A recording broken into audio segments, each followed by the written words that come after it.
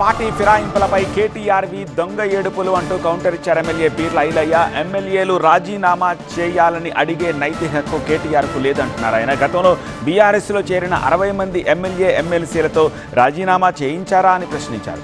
ఇప్పుడు ఉప ఎన్నికలు వచ్చినా బీఆర్ఎస్కు గెలిచే దమ్ము లేదంటున్నారు ఆయన. పార్టీ ఫిరాయింపుల గురించి ఇలా కేటీఆర్ మాట్లాడుతుండు. మరి గత 10 ఏళ్లలో సుమారు 60 మంది ఎమ్మెల్యేలు ఎమ్మెల్సీలను పార్టీలో చేర్చుకున్నప్పుడు నీకు ప్రజాస్వామ్యం గుర్తులేదా? 10 మంది ఎమ్మెల్యేలు రాజీనామా చేయమంటున్నావు.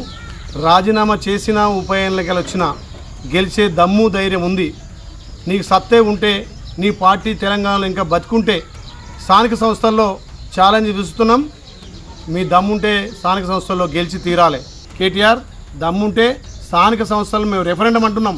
నువ్వు స్థానిక సంస్థలకు సిద్ధంగా ఎప్పుడైనా మా పార్టీ ప్రజల పక్షాన, రైతుల పక్షాన, మహిళల పక్షాన ఉంటుంది. కాబట్టి కేటీఆర్ గారు ఇప్పటికైనా ఈ చిల్లర మాటలు, చిల్లర దుకాణం బంద్ చేసుకొని నీ డ్రామాలు బంద్ చేసి ప్రతిపక్ష హోదా మీ అయ్యే నిర్వహించమని